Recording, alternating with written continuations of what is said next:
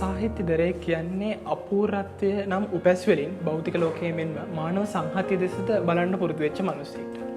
අද දවසේ අපේ සාකච්ඡාව යොමු වෙන්නේ ඒ වගේ ලාංකීය සාහිත්‍ය ලාංකීය භාෂාව පෝෂණය කරන්න ලාංකීය ගීත ශාස්ත්‍රය උපනංවන්න කටයුතු කරපු පුද්ගලයෙක් එක්කයි. ඉතින් මේ සාකච්ඡාවට යොමු වෙන ඔහු ඊටමත් අපූර්ව පුද්ගලයෙක්. ඔහුගේ භාෂාව හසුරුවන විලාසය, ඔහුගේ සංගීත විලාසය ඊටමත් සුමිහිරි පුද්ගලයෙක්. ඉතින් ඔහුගේ ගැන කතා කරද්දී ඔහු ලාංකීය ගීත ශේෂ්ත්‍රයට, එතුමා ලබා දෙන සංගීත ශේෂ්ත්‍රයට, එතුමා ලබා දෙන මෙහෙවර අනුකමීය මෙහෙවර, එතුමා වර්තමාන පරම්පරාවත් එක්ක මේ තරුණ පරම්පරාවත් එක්ක එකතු වෙලා කටයුතු කරමින් මේ තරුණ පරම්පරාවට මෙන්න මේ තියෙන සංගීත මුළු ශේෂ්ත්‍රයටම සංගීත ශේෂ්ත්‍රය බබලවන්නම කටයුතු කරපු පුද්ගලයෙක් වුණා. ඉතින් මෙතුමාගේ ජීවිතය ගැන කතා කරන්න, මෙතුමා මේ සාහිත්‍යයට කරේ මොන වගේ දේවල්ද, එතුමා කොහොමද මේ සාහිත්‍ය ශේෂ්ත්‍රයට යොමු වුණේ කියන එක ගැන කතා කරන්නටයි අද අපි එතුමාගේ නිවහනට ගොඩ වුණේ. ඉතින් එතුමත් එක්ක කතා කරන්නටයි මේ සූදානම් වෙන්නේ. මම හිතන්නේ ඔබටත් කුතුහලයක් ඇති මේ කවුද මේ පුද්ගලයා, මෙතුමා මේ මෙච්චර සේවයක් කරපු පුද්ගලයෙක් නම් කවුරු වෙන්න ඇතිද කියලා. අපි උන් වෙලා බලමු. එතුමත් එක්ක සුහද පිළිසතක යෙදෙන්නටයි අපේ මේ සූදානම. එතුමා තමයි නමින් ඔහු වෙන්නේ නවරත්න ගමගේ මහතා.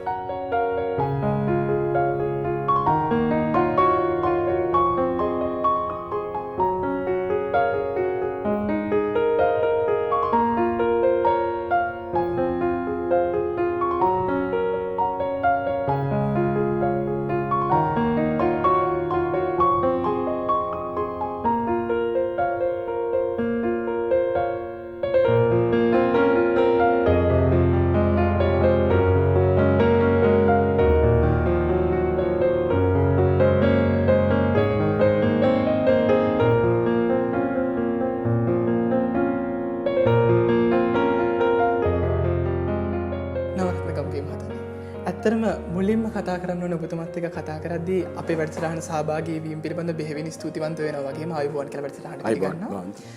ඉතින් නවරත්න ගමගේ මහදන්න මට මුලින්ම දැනගන්නට කැමති ඔබතුමාගේ ජීවිත කතාව තමයි අපේ මුලින්ම ප්‍රේක්ෂක සියලු දෙනාම අපේ සහෝදරයන් සියලු දෙනාම බලාපොරොත්තු වෙන ඔබගේ ජීවන කතාවෙන් මේ කතාව පටන් ගන්න.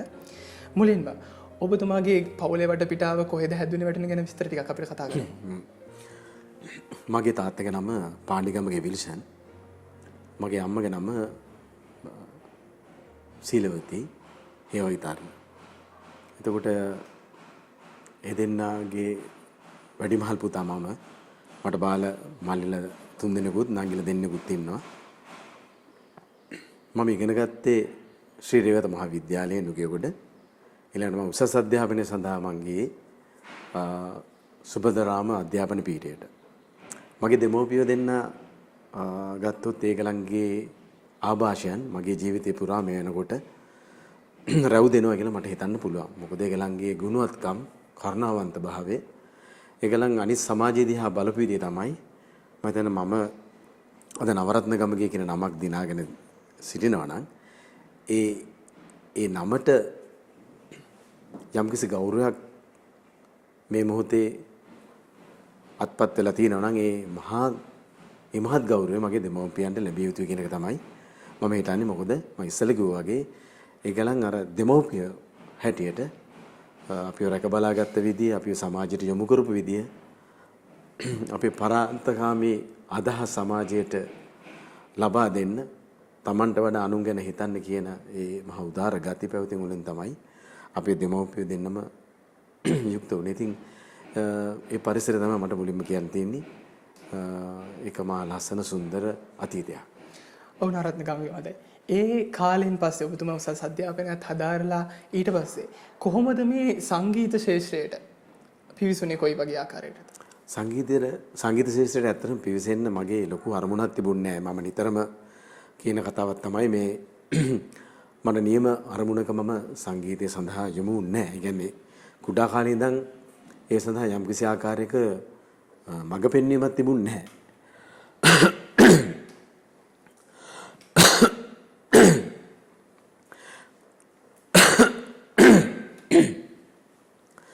ඇත්තටම අර කුඩා කාලේ ඉඳන් මේ තරම් මඟ පෙන්වීමක් තිබුණේ නැහැ. නමුත් මඟ පෙන්වීමක් නොලැබුණාට අපි එදා ජීවත් වුණ සමාජය මේ අද වගේ හරි මේ තරංගකාරී සමාජයක් නෙමෙයි. තාමත් නිදහස් සමාජයක්.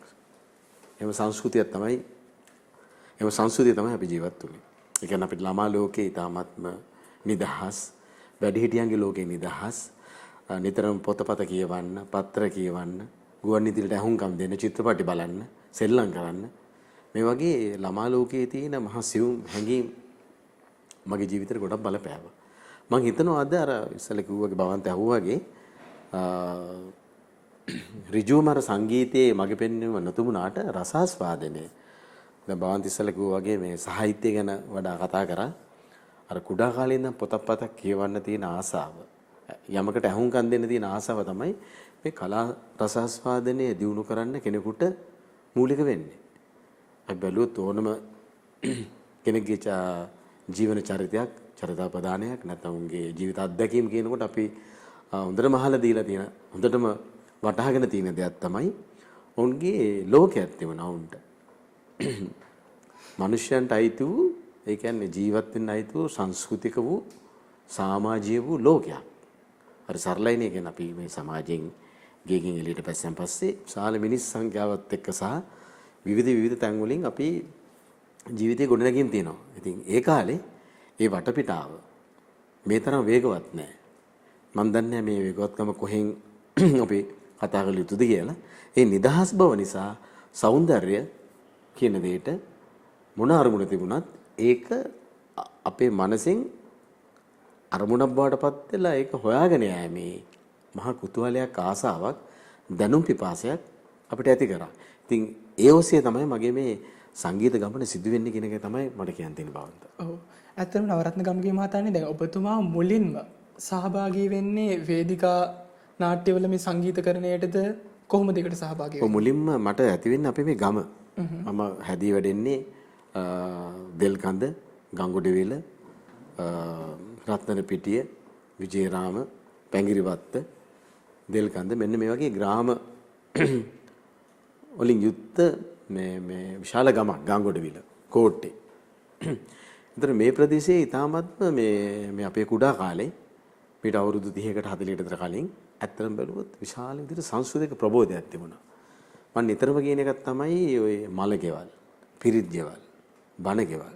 කෙනෙකුට සනීප නැතුණාම, කෙනෙක්ගේ දුකට පිට වෙන්නේ, කෙනෙක්ගේ විවාහ මංගල උත්සවයක්, නැත්නම් කෙනෙක්ගේ දුක්ඛ අවස්ථාවක්. මේ වගේ අවස්ථාවවලදී අපිට සමාජයේ අපිට මේ ඍජුව ක්‍රියා කරන්න හැකියාව තිබුණා. ඒ කියන්නේ දුක සැප බෙදා ගැනීමේ මේ අවශ්‍යතාවය අපිට සමාජය විසින් ගෙවල් වලින් බල කරා.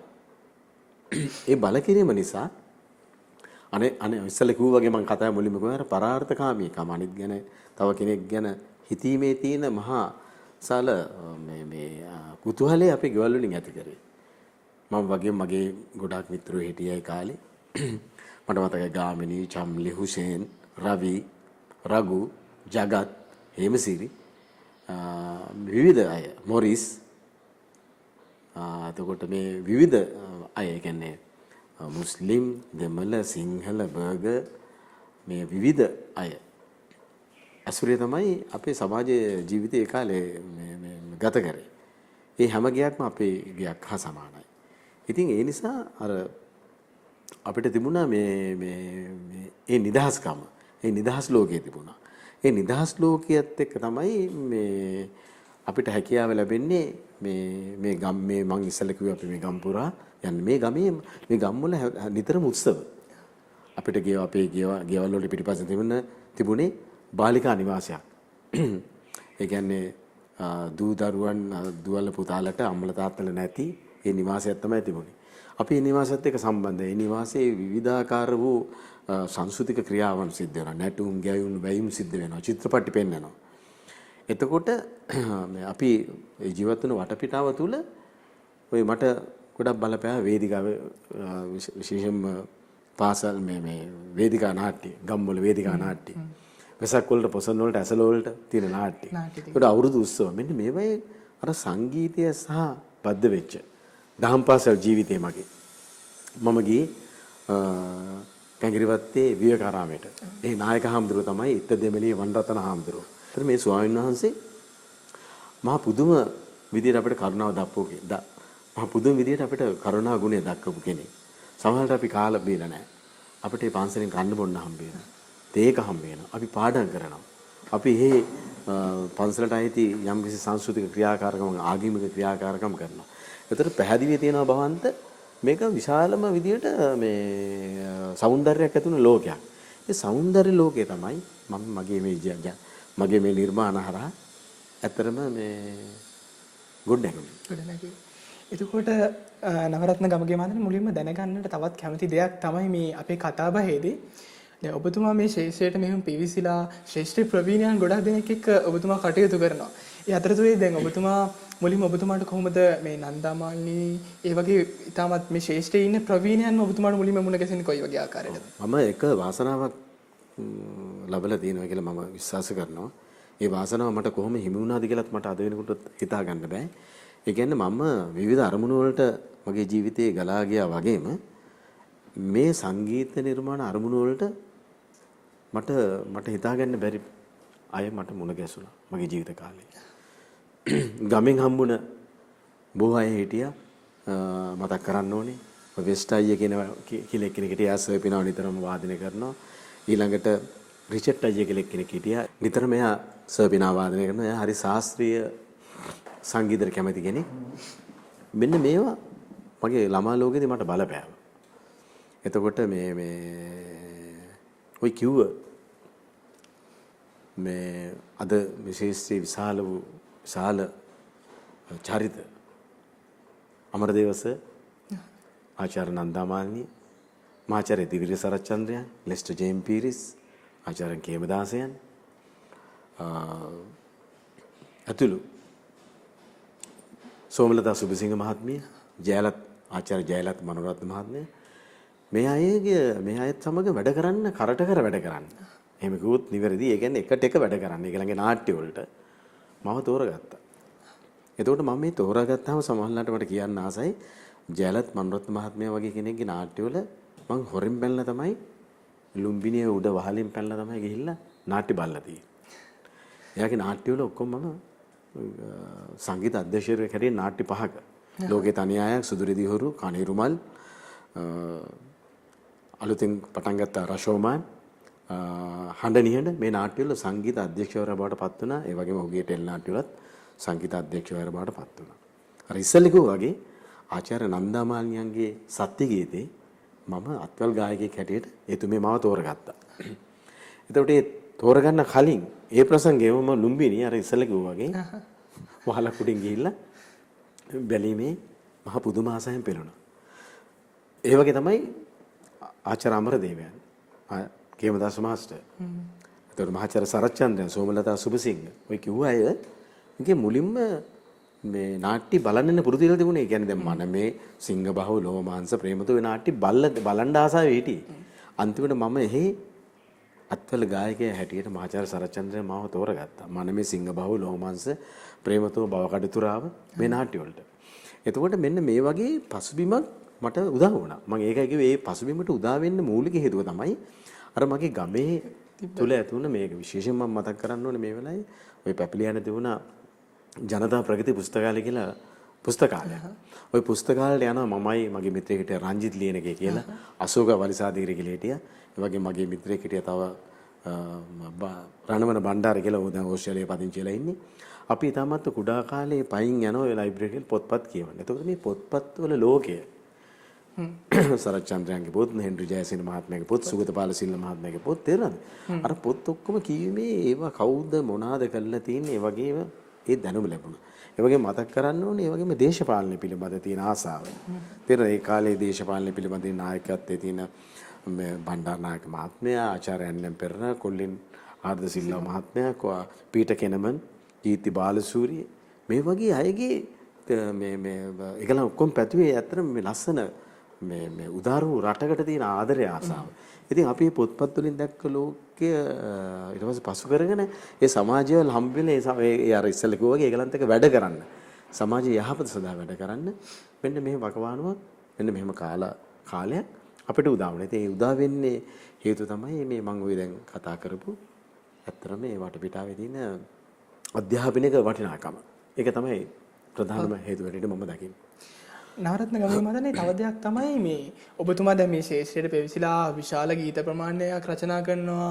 සංගීත අධ්‍යක්ෂණයේ මාර්ගයේ ගොඩාක් මිනිසුන්ට මේ අපේ තියෙන අපි ගොඩක් බලන ටෙලිග්‍රාම් වල අපි දන්නේ නැති වුණාට ගොඩක් කට්ටිය දන්නේ නැහැ. හැබැයි මම මුලින්ම දැනගන්න කැමති ඔබතුමා මොනවද මේ සංගීත අධ්‍යක්ෂණයෙන් වගේම මේ දේවල් වලින් අත්වල ගායනයෙන් සහභාගී වෙච්ච වේදිකා නාට්‍ය මොනවද? මම වේදිකා නාට්‍ය වලට ඇත්තටම සම්බන්ධ වුණේ මාචාර්ය ඉදිරි සරච්චන්ද්‍රයන්ගේ මනමේ සිංහ බාහුව බාගඩතුරා ලෝමාංශ ප්‍රේමතෝ ඒ නාට්‍ය වලට. ඊට පස්සේ මම මුලින්ම නාට්‍ය අධ්‍යක්ෂකවරයෙක් හැටියට පත් වෙන්න කලින් මම රෙජිනෝල් ජයමාන්න කියන මගේ ඒ කාලේ මම වැඩ කරේ කොළඹ කමර්ෂල් ඉන්ජිනේරු ආයතනයේ. ඒ ආයතනයේ යම්කිසි කාර්මික පුහුණුවක් ලබන අවස්ථාවේ මට මුණ ගැසුණා රෙජිනෝල් ජයමාන්න මහත්මයා. ඔහුගේ විකල් සමයගේ නාට්‍යයට මාව තෝරගත්තා. අත්තල් ගායනයට කියන්නේ ගීත ගායනා කරමින් රංගපාන. ඒක තමයි මගේ මුල්ම වේදිකා නාට්‍යයේ පියුසුම. ඇත්තටම. ඊළඟට මම සංගීත අධ්‍යක්ෂකවරයෙක් හැටියට පත් වෙන්නේ දීප්ති කුමාර ගුණරත්න කියන අපේ රටේ ඉන්න ප්‍රධාන පෙළේ අද සංස්කෘතික ක්‍රියාකාරිකයෙක් වන හැටියට වැඩ කරන විශාල දේශපාලන සහ සංස්කෘතික මතවාද ක්‍රියාකාරියෙක් හැටියට වැඩ කරන දීප්ති කුමාර ගුණරත්න කෙනෙක්. මේ මිත්‍රයාගේ වේදිකා නාට්‍යයක තමයි මම මුලින්ම සංගීත අධ්‍යක්ෂකයෙක් හැටියට මම වැඩ කරන්නේ. ඊළඟට මට පස්සේ උදා වෙනවා අවස්ථාවක් නැවතත් සේනක නාටකමට ධර්මදාස ගුරුප් මහත්තයාගේ. ඒකෙත් අත්වල ගායන. මේ වගේ බවන්ත මට වේදිකා නාට්‍යවල වැඩ කරන්න විශේෂයෙන්ම ප්‍රසන්නජිත් අබේසූරියගේ නාට්‍යවල, කෙටි නාට්‍යවල වේදිකා නාට්‍ය බොහෝ ඒවායි මට ඒ වගේම දැන් සෝමලත් සුනිල් මහත්මයාගේ ඒවායි සහාය සංගීත අධ්‍යක්ෂකවරයෙක් බවට පත් වෙන්න. මෙන්න මේ වගේ මේ අවස්ථාව මට උදා වෙන අවස්ථාව උදා වෙනවා කියලා කියන්නේ මම හිතන පරිසරය තුලින්ම. ඒ කියන්නේ මම අදිෂ්ඨානය කරන මම හොයාගෙන යන පරිසරය තුලින්ම මට දේවල් ලැබුණා. මම එක කිව්වේ මම ඒකතරා වාසනාවන්තයෙක් කියලා. තාමත්ම කෙටි කාලයක් තුල එවැනි අය මට ජීවිතේ මුණ ගැහුණා. ඒකත් එක්ක නවරත්න මහතාන්නේ මට දැනගන්න කැමතියි මේ දැන් ඔබතුමා මේ වගේම ගොඩක් කටි දන්නේ මේ ටෙලි නාට්‍ය වලටත් ඔබතුමාගේ සංගීත අධ්‍යක්ෂණය සපයලා තියෙනවා. අපි කතා කරමු පොඩ්ඩක් ඒ ගැන. මගේ මුල්ම වේදිකා ටෙලි නාට්‍ය වෙන්නේ හරි දැක්ම කියලා ටෙලි නාට්‍ය. ඒක රෝහන් වෙලවිට මහත්මයාගේ ඒකාංගික ටෙලි නාට්‍යයක්. ඒ එතනින් පටන් ගත්ත ඒ ටෙලි නාට්‍ය ගමන මම හිතන්නේ මම ටෙලි නාට්‍ය 180ක් විතර වගේ කරලා තියෙනවා. ශාලායගේ නම් වශයෙන් කියන්නේ සුදත් රෝහණ, ටිකිර් රත්නායක, ගෙහන් රෝහණ, එතකොට අනුරුද්ධ ජයසිංහ මේ නොකී කිව්ව මට වචන නම් වලින් කියන්න බෑ. මම ඒ ටෙලි නාට්‍ය වල මම සංගීත අධ්‍යක්ෂකයා බවට වුන්පත් කරගත්තා. උන්ගේ මේ ටෙලි නාට්‍ය වල. ඉතින් ඒ ටෙලි නාට්‍ය වල අර වේදිකාවෙන් ලැබපු අත්දැකීම ටෙලි නාට්‍යයකට යනකොට මට ලොකු පිටුවහලක් වුණා. මොකද මම දැනගත්ත චරිත වලට කොහොමද සංගීතය සපයන්නේ, චරිත හඳුනාගන්නේ කොහොමද? ඒ ගුණය ඇත්තට ඇතුනේ වේදිකා නාට්‍ය වල. දැන් වේදිකා නාට්‍ය කියලා කියන්නේ ඊටාත්ම ප්‍රායෝගික වූ සජීවී ඒ මොහොතේ කරන දෙයක්. ඒක බදුල්ලේ වෙන්න පුළුවන්, රොයල් මහාවිද්‍යාලේ වෙන්න පුළුවන්, ඉසිපතනේ වෙන්න පුළුවන්. විවිධ තැන්වල වෙන්න පුළුවන්. හරි සජීවීම ඒකට මූණ දෙන්න ඕනේ. මෙන්න මේ සජීවී මූණ දීමේ වාසනාව සහ අභ්‍යාස ගුණය මට දිනු කරගන්න පුළුවන් හැකියාව ලැබුණ ගොඩක් දුරට වේදිකාව හරහා. මේ ටෙලි නාට්‍ය හරහා. ඉතින් මම හිතන්නේ බොහෝ ටෙලි නාට්‍ය අධ්‍යක්ෂකරුන්ගේ මම සංගීත අධ්‍යක්ෂකවරයා බවට පත් වුණ මේ මෙතන තියෙන සියලුම සම්මාන ගැනීමේ වාසනාව මට උදා වුණේ ඒ හින්දා. ඒ වගේම මට මෙතන තියෙන බුන්ක කියන සම්මානය ජපානයේ මේ බුන්ක සම්මානය මට ලැබුණෙත් ඇත්තටම නාට්‍ය කලාවෙනි. ඉතින් මම කියන්නේ අර වැඩ කිරීමේ නිසා ඒ ගුණේ නිසා මේ ඇගීමටපත් වුණා සහ ඒක ටෙලි නාට්‍ය වල වේදිකා නාට්‍ය වලින් ලබා ගත්තා වූ දැනුම මම යොදා ගන්න බැලුවා ටෙලි නාට්‍ය වල කොහොමද සංගීත භාවිතා කරන්නේ කියලා. ඉතින් විවිධ ආකාරයේ සංගීත සම්ප්‍රදායන් ඔස්සේ මම මේ අධ්‍යක්ෂකරුන්ට උවමනා වූ සංගීත නිර්මාණ පැති උන්ට මම නිර්මාණාත්මක කළා දුන්නා. අපි මෙතුමත් එක්ක තවත් වැඩිදුර තොරතුරු කතා කරන්නට සූදානම්. මේ අතරතුර අපි පොඩි කෙටි විරාමයකට ගිහිලා නැවතත් හමු වෙන බලාපොරොත්තු වෙයි තියෙන්නේ. විරාමයකට ගිහිලා නැවතත් අපි හමු වෙමු.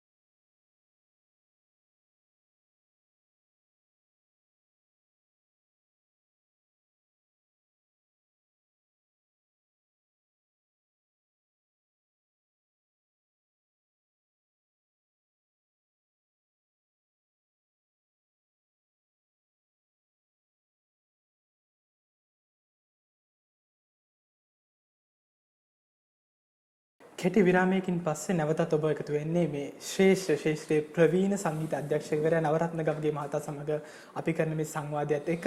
ඉතින් නවරත්න මේ මහතාන් අපි දැන් ගොඩක් දේවල් කතා කරා. මේ සාහිත්‍ය ගැන කතා කරා. ඔබතුමා කොහොමද මේ ශ්‍රේෂ්ඨයට පිවිසුනේ? ඔබතුමාගේ ජීවිත කතාව ගැන අපි කතා කරා.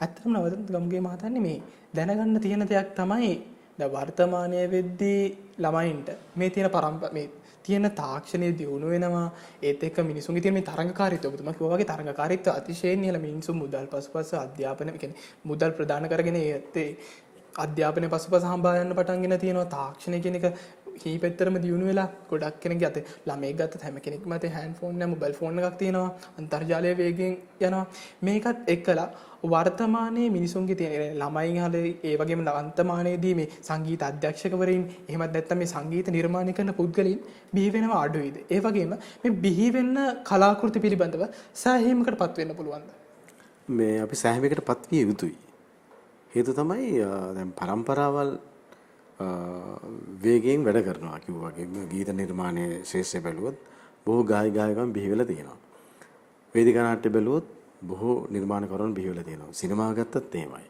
එතකොට ලියන කියන දේවල් බැලුවොත් එහෙමයි. එතකොට අර ඉස්සෙල්ලා කිව්වා වගේ අපි එකට ධනාත්මකව බලන්න ඕනේ. එකක් තමයි දැන් අපිට පේන දේ තමයි මේ මාධ්‍ය විශාල මාධ්‍ය සංස්කෘතියෙන් අපිට පේන දේට වඩා අපිට නොපෙනෙන පැති වර්ගයක් තියෙනවා එක්තරා බැලුවොත් යම් විදිහට අධ්‍යාපනික වශයෙන් වැදගත් වෙන නිර්මාණ කෘති සහ රිසර්ච් ඒ කියන්නේ මොනවාද පර්යේෂණ වගේ දේවල් ගොඩක් අලුත් පරම්පරාව කරනවා නැත්te නෑ පොත්පත් ලියනවා ඒකලන් සංවාද කරනවා එහෙම මම දකින්නේ ඇත්තට මේකේ නොදිනු බවක් දකින්නේ නමුත් මෙන්න මෙහෙම එකක් තියෙනවා ඒ පරම්පරාවක් එහෙම මේක දිනු කරන්න බලන වගේම යම් පරම්පරාවක් ඉන්න මේක අවභාවිතා කරන්න ගන්න උත්සාහය ඒක ගොඩක් නොදිනුකමට හේතුවක් ඒකට හේතුව තමයි මේ තාක්ෂණයේ තියෙන උසස්කම ඒගලන් හඳුනාගෙන නැහැ කියන එක තමයි මගේ අදහස. ඒ කියන්නේ මේ ෆෝන් එකක් කියලා කියන්නේ iPhone එකක් හරි මොබයිල් ෆෝන් එකක් කියලා කියන්නේ මම දකින්නේ දැනුම් මහ විශාල දැනුම් ගබඩාවක් අතේ තියන් ඉන්නවා. මේකේ මේ ඕපදූප කතා කරන එක නෙමෙයි තියෙන්නේ මේකේ දැනුම් ගබඩාවක් තියෙන. මේකේ ඕනම දෙයක් හොයාගන්න පුළුවන්. එලේ හැම දෙයක්ම ගියාම මේ Google හරහා තේරෙනවද විවිධ ගියාම සංගීත සම්බන්ධවද විද්‍යාව සම්බන්ධවද වෛද්‍ය විද්‍යාව සම්බන්ධවද සෞන්දර්ය විද්‍යාවන් සම්බන්ධව ඕනම දේවල් විද්‍යාවන් සම්බන්ධව තියෙන දේවල් මේ ෆෝන් එකේ ගන්න පුළුවන්. නමුත් අපි තාක්ෂණය භාවිතා කරන ඉතාමත් මේ නොදුණු පැත්තට ගොසිප් මිනිසුන්ට අවශ්‍ය නැති නැත්නම් මිනිසුන්ගේ හිත රිදවන නැත්නම් වැඩක්ම නැති. එහෙම නෙමෙයි. සමාජයේ අපි පුද්ගලික හැටියට හිතන්න ඕනේ මම සමාජයේ ඉන්න කෙනෙක්, පවුලක ඉන්න කෙනෙක්, මම අධ්‍යාපන සම්බන්ධ කෙනෙක්. මට මොකද්ද මේ ෆෝන් එක සහ සමාජයෙන් තියෙන මගේ ජීවිතයත් එක්ක තියෙන ඍජුව තියෙන සම්බන්ධතාවයත් එක්ක මම මොකද්ද කළ යුත්තේ කියන එක තමයි කල්පනා කරන්න ඕනේ. ඒක තමයි දැන් අපි විද්‍යාඥයන් ගත්තොත් හරි කවුරු හරි ගත්තොත් ඇල්බර්ට් අයින්ස්ටයින් ගුරුත්වාකර්ෂණය අයින්ස්ටයින් කෙනෙක් වැටෙනවා ඇපල් ගෙඩියක් වැටෙනවා ගහකින්. නමුත් ඒක දිහා බලන්නේ තර මොන හරි ගණිතය මේ වගේ දෙයක් තියෙනවා මේකේ දාර්ශනික යම් ගණිතයේ දෙයක් තියෙනවා සොයා බලන්න ඕනේ කියලා අපිට ඒ ගුරුත්වාකර්ෂණ දෙයක් වගේ දෙයක් බිහි වෙනවානේ. එතකොට මේ සුපුරුදු ක්‍රියාවලියකින් තමයි අපිට පේන දේ අත්පත් වෙන්නේ.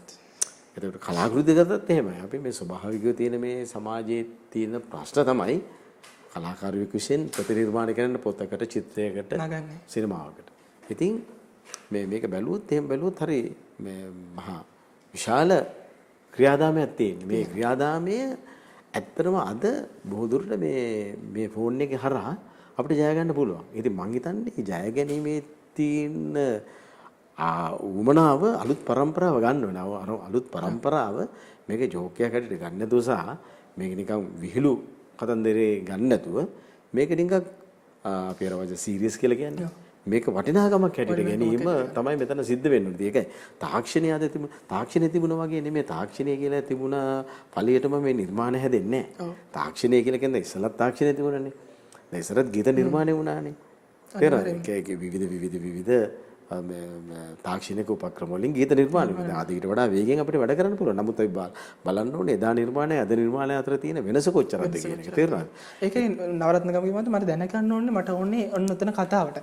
කෙනෙක්ට ප්‍රශ්නයක් තියෙන්න පුළුවන්. අද වෙද්දී ගොඩක් පැරණි අපේ පරම්පරාවේ මිනිස්සු අපේ ආච්චිලා සීලා කියන දෙයක් තමයි මොකද්ද ඔයගොල්ලෝ මේ අහන සින්දුව කිසි තේරුමක් නැහැ මේ සින්දුවල. ඉස්සර තිබ්බ සින්දුවක තේරුම මේ වගේ නෙමෙයි. අර ගොඩක් වෙලාවට එදාට වඩා තිබ්බ ගීතයක වේවා කලාකෘතියක මේ ඕනම දෙයක තියෙන තේරුම ඒකෙන් ගන්න පුළුවන් ජීවිතයට ගන්න පුළුවන් දේ ඒකේ තියෙන ස්වභාවය නැති වෙලා තියෙනවද? ඔව්. ඔව් ගොඩක් දුර ස්වභාවය නැති වෙලා කියලා කියන්න පුළුවන්. පැහැදිලි ඒක. හේතුව තමයි ඒක අයාලේ පාවිච්චි කරාම දැන් අපි කියමු පැරණි මට නම් ඒව නූතන වගේ දැනෙන්නේ. ඒවා විශාල සංගීත කෘතිනේ. ඒ කියන්නේ වාද්‍ය ශිල්පීන් 50 60 සෙල්ලම් කරලා තියෙන ඔය මේ සෝමදාස ඇල්ලිවිටිගල රොක්සාමි මුත්තුසාමි මාස්ටර් එතකොට කවුද කේමදාස් මාස්ටරයන් සරත් දසනායක මේ වගේ බලන්න ගියාම වෙනත් ෂෙල්ටන් ප්‍රේමරත්න මේ වගේ සංගීත කෘති බලන්න ගියාම ඒගොල්ලන්ගේ තියෙන තාක්ෂණික දැනුම සංගීත දැනුම ඊළඟට ඒගොල්ලන් යොදලා තියෙන මේ භාවිතා කරලා තියෙන තනු නිර්මාණ සංගීත සංයෝජනය මේවා බලවම විශාලයි. නමුත් මෙන්න මේවා ඇහැල්ලු කරලා වැඩ කරනවා නම් પરම්පරාවක් මම ඒකට අකමැතියි. ඒවා ඊට වඩා දියුණු තත්ත්වයක යටතේ වැඩ කරනවා. අපි අර ඒකයි ඕන කෙනෙක් අපේ પરම්පරාව කියන්නේ මේ අපිට අද තියෙන දේ දැනෙන්නේ නැහැ කියලා.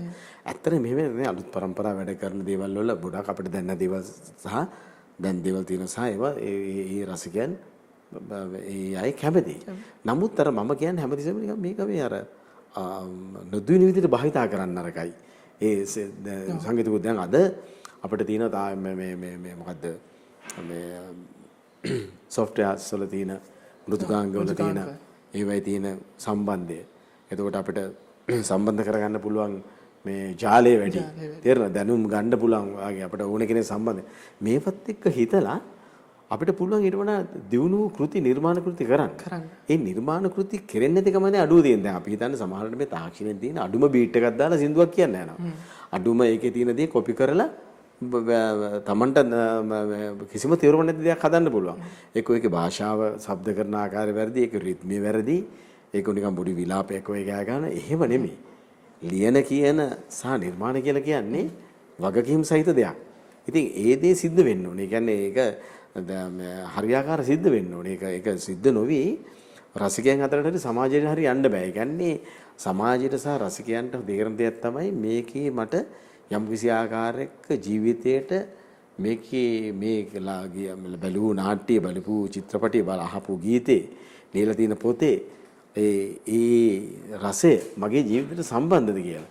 අන්න එහෙම රසයට සම්බන්ධ ජීවිතේ යම් කිසි ආකාරයකින් ජීවිතයට උදව් කරන ජීවිතේ තියෙන තැනින් ජීවිතේ මහත් ආලෝකයටපත් කරන දැනුමක් විඳීමක් එනකොට තමයි මිනිස්සේ අපි කියන්නේ සංස්කෘතික සත්වයක හැටියට මේ සමාජයට පාදවන කියලා. ඒ අන්නේ ඒක තමයි මෙතන මේ කෙරෙන්න ඕනේ මේ තාක්ෂණයෙන් කෙරෙන්න ඕනේ අර ගොසිප් ලෝකෙට යනවට වඩා අපි යන්න ඕනේ ඊට වඩා දියුණු අපිට අවශ්‍ය සංස්කෘතික ගමනකට.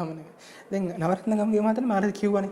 දැන් අපේ ආච්චි කෙනෙක් සීයා කෙනෙක් අපිට අර වගේ කතාවක් කියද්දි කියන්නේ අපේ වර්තමානයේ තියෙන සින්දු ගැන කලාකෘතියක් ගැන අර වගේ මේ වගේ කිසි තේරුමක් නැහැ කියලා කියද්දි එක පැත්තකින් වර්තමාන පරම්පරාවේ ඉන්න මේ දියුණු වර්තමාන පරම්පරාව ඇත්තටම ගොඩක් දේවල් අතින් දියුණු වෙලා තියෙනවා. මේ වර්තමානයේ ඉන්න තාරුණ්‍ය ගොඩක් දේවල් අතින් දියුණු. වෙලාවකට වුන් කියන්න පුළුවන් මේ සාහිත්‍ය මේ කලාව මේ හැම දෙයක්ම තාක්ෂණය වේවා හැම දෙයක්ම කාලෙන් කාලයට වෙනස් වෙන්න ඕනේ. ඒ වෙනස් වෙන එක අනිවාර්යෙන්ම වෙනවා. ඒ වෙනස් වීමට අනුවයි අපි හැඩ ගැහෙන්නේ. ඒක හින්දා මේක වෙලා තියෙන්නේ කියලා කවුරු හරි කෙනෙක් කිව්වොත් ඒකට ඔබතුමා එකඟ වෙනවද? මෙහෙමයි. කාලෙන් කාලයට වෙනස් වෙනවා කියන එක නෙමෙයි තියෙන්නේ. දැන් මම පොඩි උදාහරණයක් කියන්නම්. දැන් මේ භවන්ත සහ භවන්තගේ මිත්‍රයන් ඇවිල්ලා මාවත් එක්ක මේ සාකච්ඡා කරන්න ගත්ත උත්සාහය සහ මේ සාකච්ඡා කරන් යනවනේ. එතකොට මට කියන්න තියෙන එකක් තමයි දැන් මට මතක් වුණේ එකපාරට මේ මම ඇසුරු කරා මටත් වඩා ඉහළ පරම්පරාවේ මහා විද්‍යාවෙක් සහ සිනමාකරුවෙක් වන රංජිත් ලාල්. ඒ රංජිත් ලාල් කියලා කියන්නේ කොළඹ ආනන්ද විද්‍යාලයේ චිත්‍රපටියක් කරපු කෙනෙක්. රංජිත් ලාල් කියලා කියන්නේ.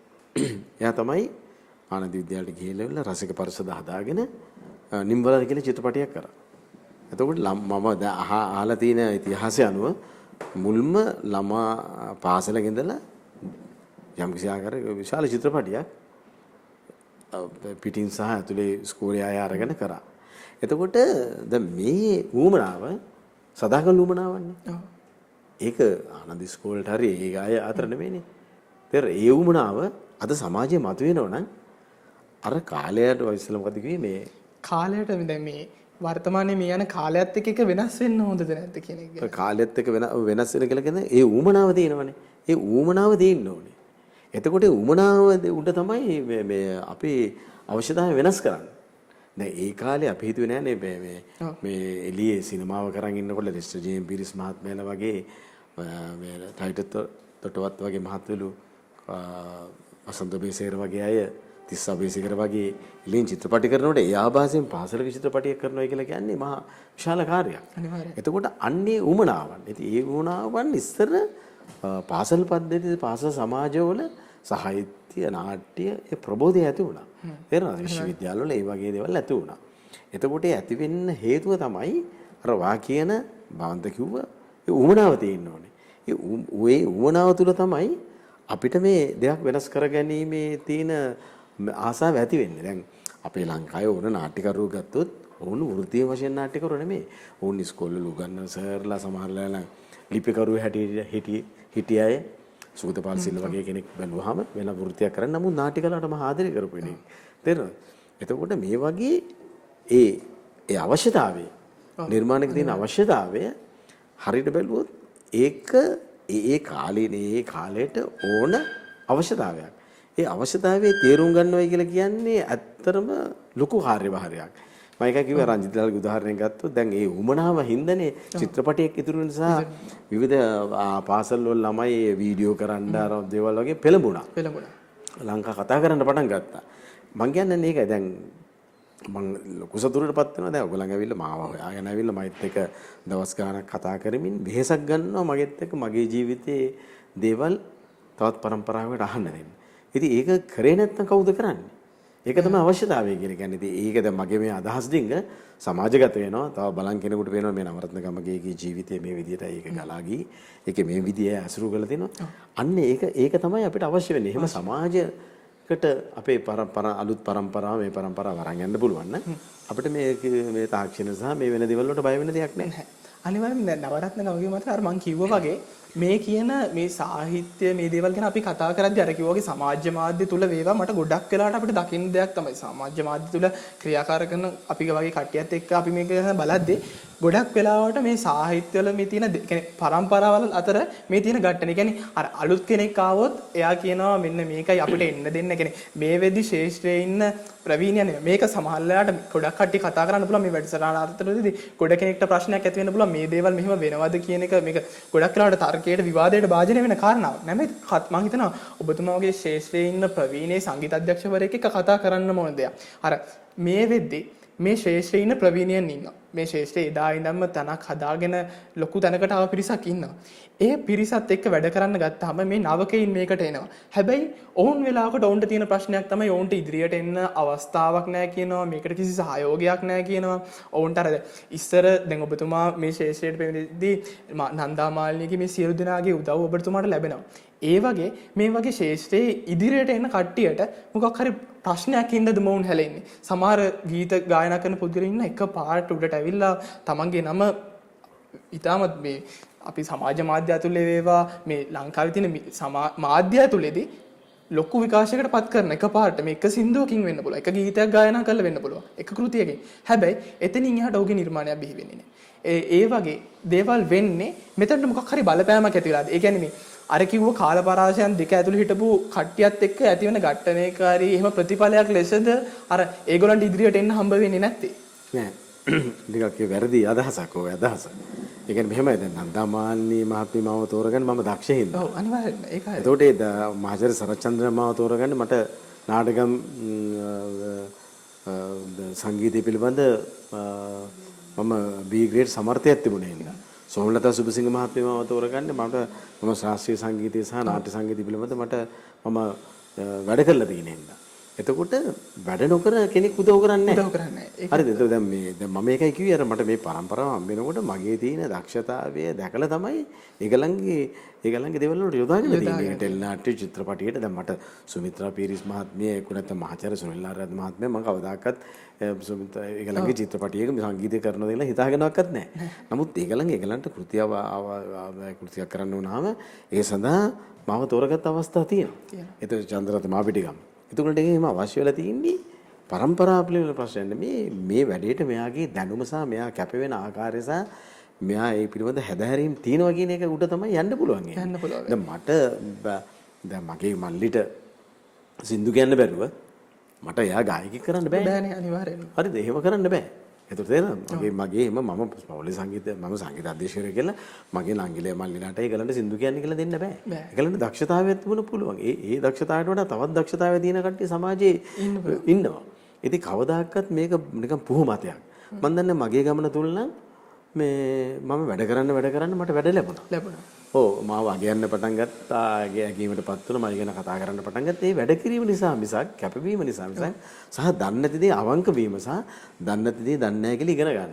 පඬිතුකම් කරන්න යන්නේ නැහැ. ඔව්. ඒ තමයි දැන් නවරත්නකමගේ මත මම අර කතා කරේ දැන් අර ගොඩක් කෙනෙක් අර ශේෂ්ත්‍රයට අලුතෙන් එන ගොඩක් කෙනෙක් අර ඒ දේ ගැන කියනවා. ඕ කියනවා අයියෝ මම මේ සාම්ප්‍රදායික මාධ්‍ය කියන්නේ මේ ටීවී එක ඇතුළතදී මම ගුවන් විදුලිය ඇතුළතදී මම ෆේල් ටීවී එක ඇතුළතදී මම ෆේල් හැබැයි ඒගොල්ලෝ සමාජ මාධ්‍ය අද ගත්තම YouTube එක ඇතුළතදී Facebook එක ඇතුළතදී ඕන් වෙන දැවැන්ත චරිත හැබැයි ඕන් අර වගේ සාම්ප්‍රදායික මාධ්‍ය ක්‍රමයන් ඔස්සේ ඕන් බිඳ වැටිලා මේකට හේතු වෙලා තියෙනවා නෑ මෙහෙමනේ මේ භවන්ත ප්‍රශ්නේ මෙහෙමයි දැන් අපිට තියෙන්නේ මේ විශාල මාධ්‍ය සංස්කෘතියක් තියෙන ගම අපිට ඊළඟට තියෙනවා මේ ඩිජිටල් ප්ලැට්ෆෝම් එකක් ප්ලැට්ෆෝම් එකේ ඕන කෙනෙකුට ඕන නිර්මාණයක් කරන්න පුළුවන් ඕන දෙයක් ඒකට ඇතුල් කරන්න පුළුවන්.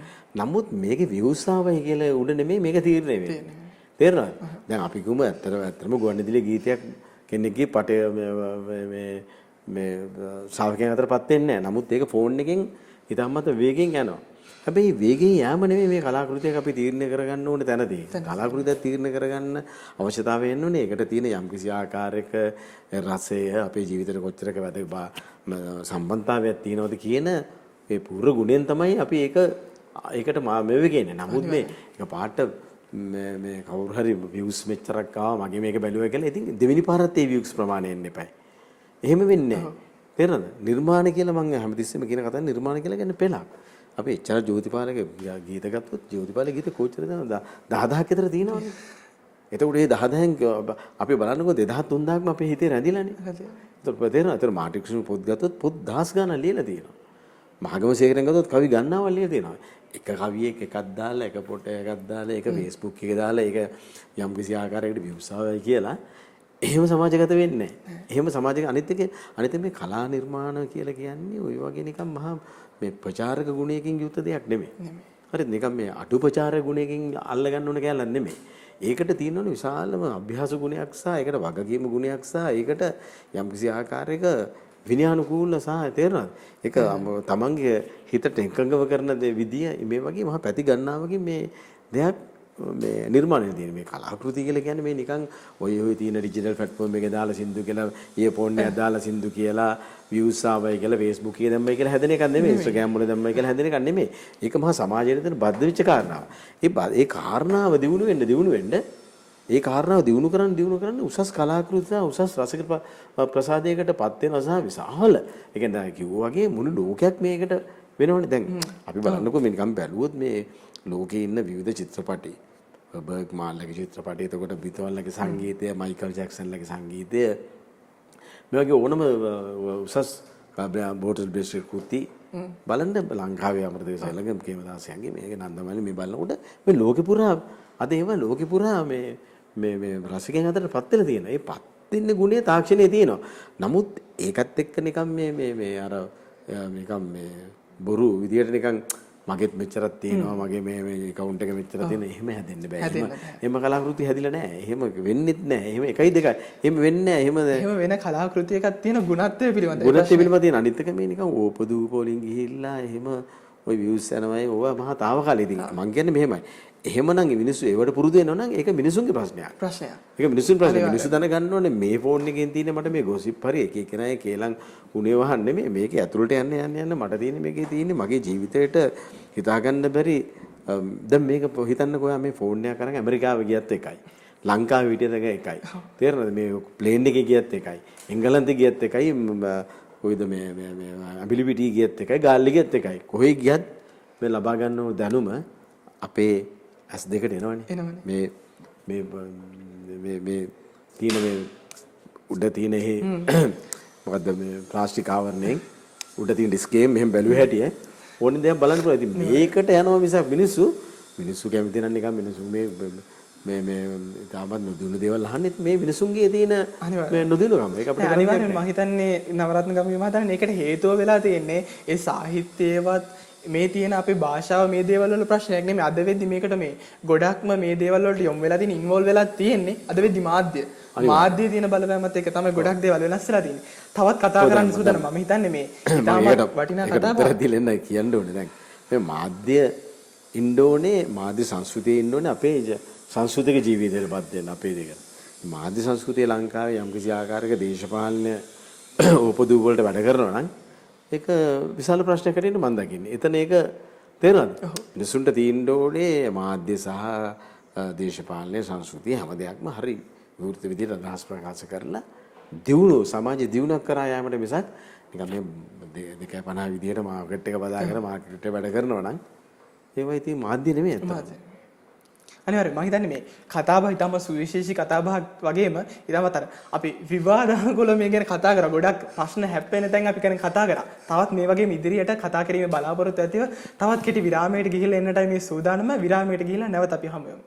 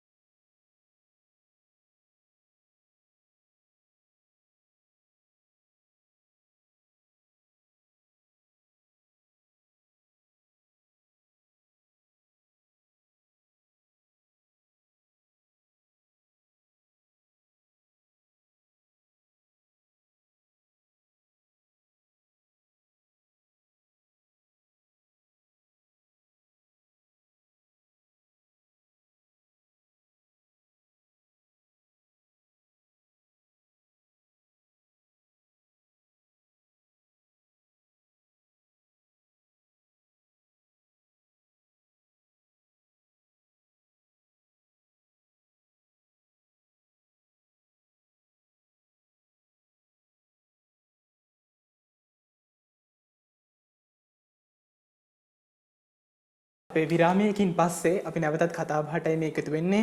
ඉතින් නවරත්න ගමගේ මහතාත් සමග මේ කරන සොඳුරු කතා බහ ඇත්තටම මම හිතන්නේ අපේ ප්‍රේක්ෂකයන්ට ඉතාමත් වටිනා කතා බහක් වේවි. යෞවනයේ ඉන්න කට්ටිය අපේ ගොඩක් ප්‍රේක්ෂකයන් අතර ඉන්නවා. ඉතින් ඔවුන් ඇත්තටම මේ කතා බහ ගැන ගොඩක් වෙලාවට බලන්නේ නැති. මොකද අපි කතා කරේ ඉතාමත් මේ විවාදයට භාජනය වෙන කරුණු කීපයක් ගැන අපි කතා කරනවා ගමගේ මහතානේ. ඉතින් ඊට පස්සේ කතා කරන්න ඕනේ විශේෂම දෙයක් තමයි නවරත්න ගමගේ මහතානේ මේ මං කිව්වා වගේ මේ තරුණ පරපුරත් එක්ක කටයුතු කරද්දී ඔබතුමා ඇත්තටම මේ ශේෂ්ත්‍රයේ තියෙන ඉතාමත් සුවිශේෂී වැඩසටහනක් මේ සංගීත ශේෂ්ත්‍රයට එද්දී ලංකාවේ මාධ්‍ය ඇතුලේ සංගීතය කරපු ලොකුම වෙනසක් තමයි මිසිර සුපර්ස්ටාර් වගේ වැඩසටහනකට ඔබතුමා සහභාගී වෙනවා. ඒ වැඩසටහන ඇතුළේදී ගොඩක් තරුණ තරුණියන් එක්ක කටයුතු කරන්න මේ ශේෂ්ත්‍රයට දැන් එනකොට ඇවිල්ලා ඉන්න ගොඩක් කට්ටියත් එක්ක කතා කරන්නට ඔබතුමාට අවස්ථාවක් වෙනවා. ඒ වගේම ඔවුන්ට දැනුම දෙන්නත් ඔබතුමාට විශේෂයෙන් අවස්ථාවක් හම්බෙලා තියෙනවා. එතකොට ඔවුන් එක්ක කටයුතු කරලා තියෙන ඔවුන් එක්ක ඇසුරු කරලා ඔවුන්ගේ අත්දැකීම් ඔබතුමා ගාව තියෙන ඔවුන් කොයි වගේද ඔවුන්ගේ සිතුම් පැතුම් කොයි වගේද මේ දේවල් ගැන ඔබතුමා දන්නා. මොකද හිතන්නේ මේ પરම්පරාව ගැන ඉදිරියට මේ પરම්පරාව කොයි වගේ වේවිද? දැන් ඇත්තටම මට මේ අවස්ථාව ලැබෙන්නේ සිරිස නාලිකාවේ ඒ අධ්‍යක්ෂවරයා හැටියට හිටිය නිලෙන්ද දේශප්‍රිය. ඔහු තමයි මට කතා කරන්නේ. දැන් ඔහු ඇත්තටම මට කතා කරන්න හේතුව තමයි ඔහු වැඩ කරේ ලෙස්ටර් ජේම්ස් පීරිස් මහත්මයා, ගානි ෆොන්සේකා වගේ, වසන්ත බේසේකර, ග්‍යාන් චන්සිරි මේ වගේ මහා විශාල අයත් එක්ක තමයි ඔහුගේ නිර්මාණ ජීවිතය සහ ඒ වැඩ කටයුතු කරේ. රට ඔහු මාධ්‍ය ආයතන වල ප්‍රධානීකරට වැඩ කරා. ඒතර ඔහුට මේ කලාව පිළිබඳ සහ මේ අර ඉස්සෙල්ලා අපි කතා කරපු ඒ පදනම ඉහළ මට්ටමක තියෙන කෙනෙක්. ඒ නිසා තමයි ඔහු මට කතා කරේ. ඒතර අපිට අවශ්‍ය වෙලා තිබුණා අපි මේ රටේ සිනමාව, සංගීතය, නාට්‍ය කලාව, ඒ ගායන පරම්පරාව කොයි විදිහට මේ රටේ මේ ජන ජීවිතය දියුණු කරන්න, සංස්කෘතික ජීවිතය දියුණු කරන්න කොයි විදිහටද කියලා වැඩ කරේ කියන එක. මෙන්න මේක තමයි අපි දෙදෙනා එකම වෙලා ගත්ත කාර්යභාරය. ඒ කියන්නේ අපිට අවශ්‍ය වෙලා තිබුණේ මේ රසස්වාදනයන් මතු පරම්පරාවට දියුණු කරගෙන යෑමේ මේක. බවන්ත කොහොමද දැනගෙන කිව්වද කියලා දන්නේ. ඇත්තට මේවට විශාල වැඩමුළු තිබ්බා. අංග ප්‍රධාන පෙළේ සංගීතඥ ආචාර්ය කේමදාසයන් ප්‍රමුඛව වැඩමුළු තිබ්බා. අනුජා විරසිංහ මහත්මිය වගේ කෙනෙක් උපදෙස් අරගෙන මේ වගේ විශාල වැඩ කටයුතු කරා. එතකොට එහෙම කිරීම තුළ තමයි මේ තියෙන මම හිතන්නේ මේ රියැලිටි කියන එකේ තියෙන දියුණුව ගේන්න පුළුවන් වෙන්නේ.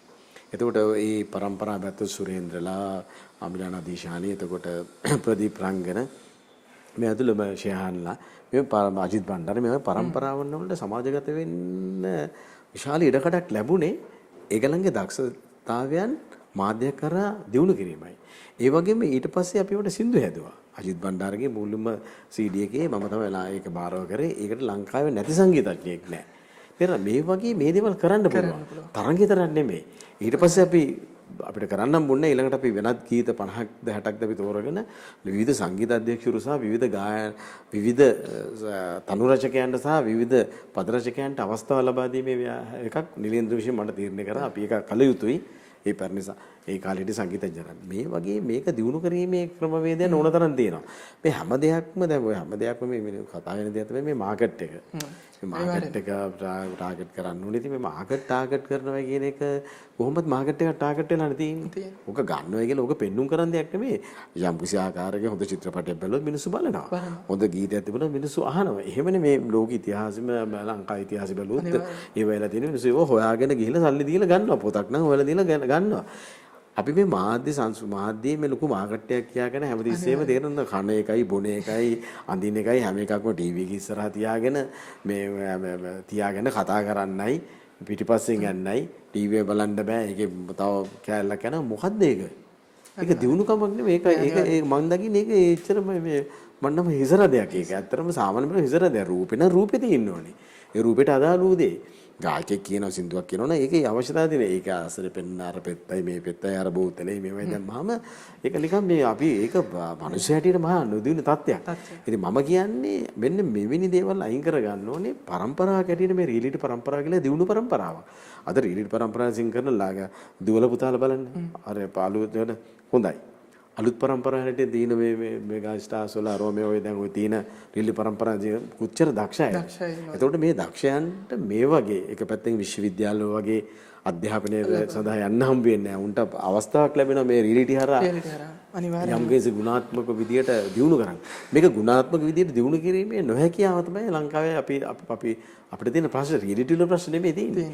ඒව දියුණු කරා නම් මීට වඩා සංගීත ප්‍රකාශනයෙන් දියුණු වෙනවා. එයාට තියෙන නීතිමය ඉල්ලීම් ඊට වඩා දියුණු තත්ත්වයට එනවා. සදාචාරාත්මක තියෙන ඇගීම්ට ඊට වඩා ලං වෙනවා. ඉතින් මගේ පුළුල් කාර්යභාරයක් මේ ගීතය කියලා කියන්නේ මහා පුදුම සංස්කෘතික නියෝජනයක් දෙන හරි ආසයකට. ඒක බුදු ගුණ තියෙනවා, මෞපිය ගීත තියෙනවා, පරිසර ගීත තියෙනවා, ආදරය පිළිබඳ ගීත තියෙනවා. බලන්නකෝ මේ සංස්කෘතිය. ඒක අපි දියුණු කරන්න හරියට දියුණු කරොත් අපිට ඇත්තටම හරි ලස්සන රටක් හැටියට ලස්සන සමාජයක් හැටියට ජීවත් වෙන්න පුළුවන්. ඔය මාධ්‍ය උච්චර උඩ දඟලන්න ඕනේ නැහැ මේකට මේ ලෝකෙම නැති ඇඳුම්. හරිද? මේක මාකට් එක කියලා මේක නිකන් මේ කුණු තක්කාලි ගන්නට තියෙන විකුණන තත්ත්වයකට ගිහලා. ඉතින් එහෙම වෙන්න ඕනේ නැහැ. මේක යම්කිසි ආකාර සදාචාරාත්මක වටපිටාවක් හදලා මේ මිනිස්සු අහන්නේ. නිකන් මේ වෙන කොහෙත් මේ අට්ටින මේ රටේ පොළවේ ඉන්නේ මිනිස්සු අහන්නේ. මිනිස්සුන්ට දැනෙන විදිහට මේ දේවල් කරාම යනවා.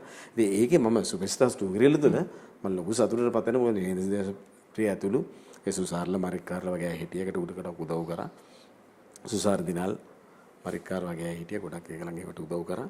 ඉතින් අපි ඒක අපිට කරන්න පුළුවන් අපේ දක්ෂතාවය සහ අදහස් වලට අදහස් වලට ඉඩ ලැබෙන හැමතැනම මට හැකියාව තියෙනවා මම කරන හැම දෙයක් මෙහෙමයි මට මගේ අදහසට මගේ දැක්මට වැඩ කටයුතු කිරීමේ පරිසරය මම මුලින් හදාගෙන තමයි මම වැඩ කරන්නේ නැතු මම මේ මුදල්ම කියන මත ලව කරන්නේ මුදල ගන්න. අනිවාර්යෙන්ම මේක වෙලා තියෙන්නේ නවරත්න ගමගේ මහතානනේ මිනිසුන් අතර තියෙන තරංගේ. අද මට මෙච්චරක් තියෙනවා මම මෙච්චරක් සල්ලි තියෙනවා තමන්ගේ තියෙන තමන්ට තියෙන දේවල් පෙන්වන්න මිනිස්සු උත්සාහ කරනවා. මේ මාධ්‍ය මිනිසුන්ගේ අතර ලැබීමත් එක්කලා මම මේ වගේ පුදුලෙක් කියන මිනිස්සු උත්සාහ දරනවා. අර මිනිසුන් මුදල් පසුපස හඹා යාම මිනිසුන්ගේ ඒ තියෙන ආකල්පය අද වෙනස් වෙලා තියෙන්නේ. ඒකත් එක්ක තමයි අර මිනිසුන්ගේ සාහිත්‍ය කෘතියකට වේවා මේ තීරු දෙයට දක්වන ප්‍රතිචාරය පවා වෙනස් වෙන්නේ. මේ තියෙන තත්ත්වයත් එක්ක ඔබතුමා කිව්වා වගේ අතරම ඊටමත් මේ ඉතාමත් පෝෂණ ගුණයකින් යුක්ත භාෂාවක් අපිට තියෙන්නේ. ඒක අනිත් රටවල් වල භාෂාවල් වලට වඩා අනිවාර්යයෙන්ම වෙනස්. ලොකු මිනිසුන්ගේ හිතට විරහව වෙන්න පුළුවන්, ආදරය වෙන්න පුළුවන් මේ හැමදේම හැංගී මිනිසුන්ගේ හිතට කාවද්දන්න පුළුවන් භාෂාවක් අපිට තියෙනවා. දැන් අපි මේ කොවිඩ් එක බලන්නකො මේ කොවිඩ් එක තුල හිතන්න වුණ මරණ වෙන විදිය. මුළු ලෝකෙටම බලපාන විදියට එන්න මේ එන විදිය බැලුවාම අද මිනිසයාට පිළිසරණක් නැති වෙලා තියෙනවානේ. ඒක ධනෙන් කරන්න විදියක් නැති වෙලා තියෙනවා. පැහැදිලිව බලයෙන් කරන්න විදියක් නැති වෙලා තියෙනවා. ඒතර අපිට තේරෙනවා මේ හිතන තරම් විදියට මේ මිනිස් උප්පත්තියක් ලැබලා සමාජ ජීවිතයක් ගත කරන කෙනෙක් නැවතත් මේ සමාජයේ විනයම වැඩ කරනව ඇර මේ පිස්සු වැඩ කරන එක වැරදි. ඒවා ආගමික පැත්තෙනුත් වෙනවා, දේශපාලන පැත්තෙනුත් වෙනවා, කලාව පැත්තෙනුත් වෙනවා, විවිධ පැති පරිසරය පැත්තෙන් වෙනවා. මේවා නවත්තන්න ඕනේ, මේවා නැවතෙන්න ඕනේ, මේවා නැවතෙන්න. ඒවා නැවතෙන්නේ නැති ඒවා උඩ යන ඒවා වඩා යන හින්දා තමයි මේ අපි ඔක්කොම නියුට්‍රල් කරලා හිටපන් ගෙවල් වලට වෙලා කියන තත්යකට පරිසරයේ විසින් එක්තරා විදිහට අද දාලා තියෙන එක නිකන් කල්පනා කරනකොට හිතෙනවා. ඒ නැත්තරම අපේ මේ ජීවිත මම හිතන්නේ මේ මොහොතේ මම හිතන්නේ තීරණාත්මකයි. ඊට වඩා අලුත් ඇසකින් අලුත් දැක්මකින් රට සමාජය පවුල අනේකා ගැන සිටිය යුතු කාලයක් කියන එක තමයි මගේ අදහස. ඔව්. අනිවාර්යෙන්ම තාක්ෂණය දියුණු වෙනවා මිනිසුන්ට තියෙන මේ ප්‍රශ්න මිනිසුන්ගේ ජීවිතයේ තියෙන ගොඩක් දේවල් එක්ක මිනිසුත් වෙනස් වෙනවා.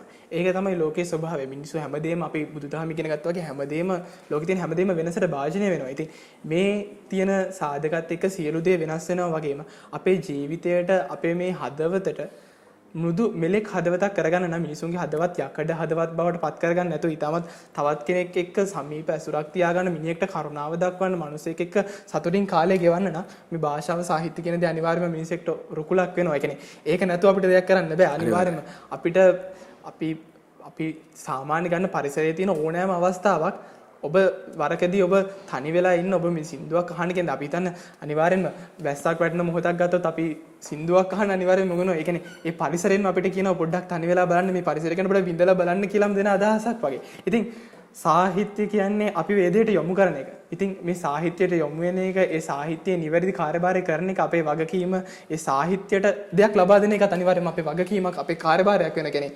වර්තමාන પરම්පරාව වශයෙන් අනාගතයටත් දෙයක් ඉතුරු කළා අපිත් හොඳ දෙයක් ලබාගෙන අනාගතයට දෙයක් කරන එක තමයි අපේ වගකීම වෙන්න ඕනේ. ඉතින් ඒ වගේ කාර්යභාරයක් කරන්න ඔබටත් අපිටත් හැකි අපි ඒ වෙනුවෙන් කරන්න ඕන දේවල් උපරිම දේවල් කරන්න ඕනේ සමාජයේ මේ තිරසර සංවර්ධනයේ මේ සියලු දෙයට යොමු වෙන්න ටීවී රොයල් අපේ වගකීම උනේත් ඒක අපි තිරසර සංවර්ධනය අපේ මූලික තේමාව කරගෙන අපි ඉදිරියට අපේ වැඩ කටයුතු කරගෙන ආවා මේ වගේ තැනකට අපි ඇවිල්ලා අද ඔබතුමත් එක්ක කතාවට එකතු වුණේ මේ සංවාදයට අපි එකතු වුණේ අන්න ඒ කාරණාව හින්දා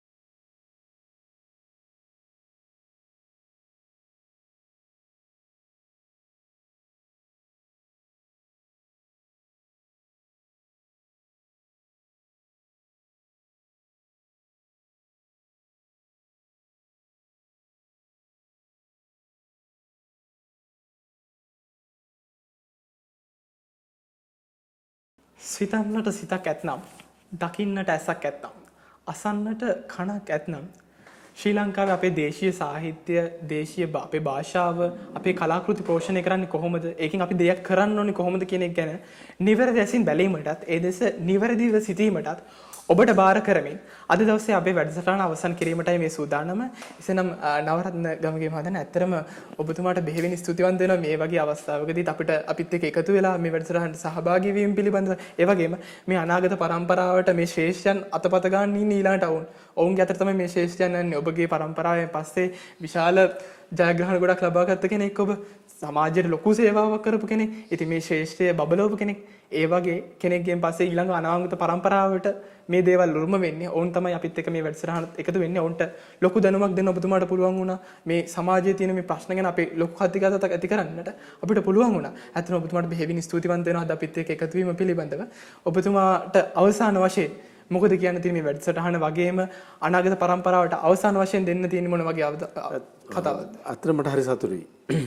මේ දැන් අපි අද කතා කරන්නේ තාමත්ම අමාරු වාතාවරණයක රටේ තියෙන ප්‍රධානම කොරෝනා වසංගතයේ තියෙන තත්ත්වය තුළ. නමුත් ඒ තත්ත්වය තුළ පවා අපි යම්කිසි ආරක්ෂා විදියට ඒක සැලසුම් කරගත්තා. ඉතින් මම ඒකට ඒ උමනාවෙන්ද එහෙම මට මේකේ හැඟීම ගොඩනැගුණේ. මම ඇත්තටම මේ පරම්පරාවට කැම ආදරය කරන කෙනෙක්.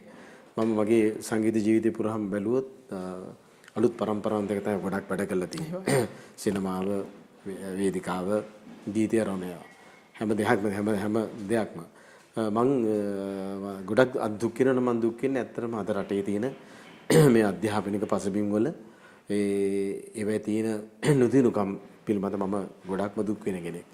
ඉතින් ඒක තමයි මගේ යම්කිසි ආකාර දුකක් හැටියට මට තියෙන දේ. මොකද මට පේනවා විතාමත් වේගෙන් මේ පරම්පරාවල් වලට දැනුම සහයෝගය ඒගලන්ට පහසුකම් ලැබිලා ඒගලන්ට අති දක්ෂ පරම්පරාවක් අපේ රටේ අද ඉන්නවා. විද්‍යාව පැත්තෙන් සමාජ පිළිබඳ කලාකෘතිද ඉංජිනේරු පැත්තෙන්ද හිතන්න පුළුවන් අලුත්ම තරුණ පරම්පරාවක්. පාසල් යන පරම්පරාවක්, පාසල් වල නික්පෙච්ච පරම්පරාවක්. මෙන්න මේ පරම්පරාව කරේ මේ රටේ දේශපාලන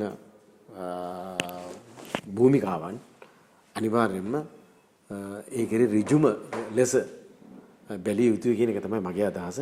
නැතුව එයාට මෙයාට ඇඟිල්ල දික් කරගෙන එක එකනාට මේ පාර්ලිමේන්තුව වල මේ ඊටම නොදිනුතියට කතා බහ කිරීම නෙමෙයි. අනාගත පරම්පරාවට ඔබලා ආදරේ නම් ඒ පරම්පරාවට ලස්සන මගක් හදලා දෙන්න කියන එක තමයි මගේ ප්‍රාර්ථනය.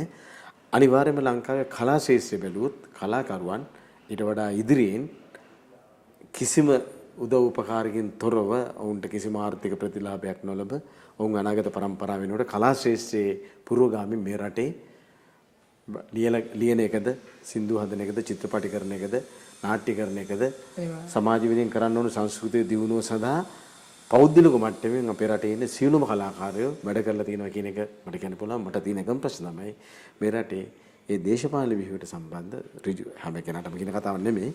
ඊට වඩා වේගයෙන් අපි නැවත සමාජයේ කෙරෙහි ඒකලන් සිටිය යුතුයි. මොකද මේ පරම්පරාවට උදව්පකාර කරේ නැත්නම් අපි තාමත් නොදිනු ජාතියක් හැටියට ලෝකෙන් වඳ වෙලා යනවා. එච්චරයි කියන්නේ. අනිවාර්යයෙන්ම මේ සාකච්ඡාවත් සමගින් එකතු වුණ ඔබ සැමටම සුබ දවසක් කියලා ප්‍රාර්ථනා කරන ගමන් TV රොයල් සමග දිවටම රැඳී ඉන්න අපිත් එක්ක තියෙන ඊළඟ වැඩසටහනුත් අපිත් සමග බෙදා ගන්න දිගටම රැඳී ඉන්න කියලා ආරාධනා කරමින් අපගේ විශේෂ ආරාධිතයත් සමග කළ මේ වැඩසටහන මෙතනින් අවසන් කිරීමටයි මේ සූදානම. ඔබ සියලු දෙනාටම සුබ දවසක්.